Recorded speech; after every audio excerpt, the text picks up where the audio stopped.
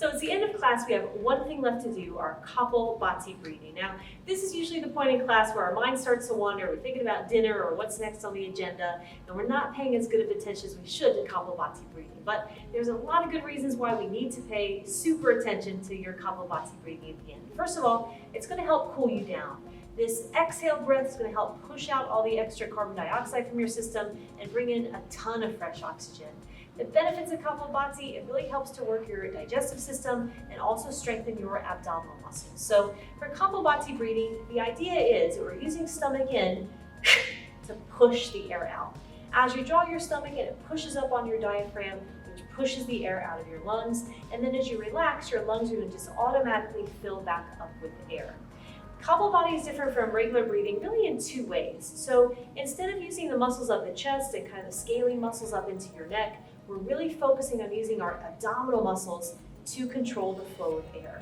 The second thing is in breathing, we usually put a little bit more effort onto the inhale breath and let the exhale just kind of come out. This one, we're flipping it. We're putting tremendous effort on the exhale and just letting the inhale happen. So Kapalbhati breathing should look like this. Nice straight spine, mouth just open, belly in to push the air out. Kapalbhati breathing. What we tend to see though is a couple things that go a little bit wrong, and here's how to fix them. The first thing is not sitting up nice and tall. So at the end of class, I know you're tired, but if you're sitting kind of slouched over, your lungs really don't have that much space to do their job. So the first thing is to sit up really tall and use your arms to help keep you sitting upright. So my arms can be really strong, but my belly can relax so that I can use it to do the breathing exercise. The second thing we see a lot of time in people using the muscle, their face and their jaw,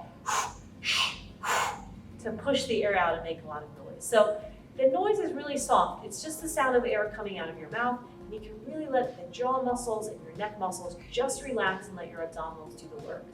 Another thing we see is either people inhaling too much or not inhaling at all. If you inhale too much, your Kapalbhati is going to look a little bit like this. Kind of like a dog panting, which is going to make you really tired really quickly. The other thing is sometimes people forget about the inhale, so when they start exhaling, suddenly you run out of air. So really just thinking about focusing on that strong exhale and letting the inhale happen by itself, which it does the whole rest of your day. You don't even think about it. It's the same thing here. And really think about linking the movement of your belly into the air out. Because sometimes we see a belly moving and also a breath coming out, but they're not necessarily related to each other. So remember, the idea is you're pulling your stomach in to push the air out. It's not a great analogy, but it's kind of like if you got punched in the stomach. If you got punched in the stomach, all the air would come out at once. And that's kind of the idea. But instead of getting punched in the stomach, we're just using our abdominal strength to push the air out. Some of our teachers describe it as like blowing out a candle 4 feet in front of you, or one of our teachers says, you gotta whip your belly button back to your spine. So it's just that idea, using the strong abdominals to help push the air out. As you push that air out, you're gonna start cooling down your body so that you can get a nice savasana before you leave class. So those are our top tips on Kapalbhati breathing. If you have any questions, just post them below.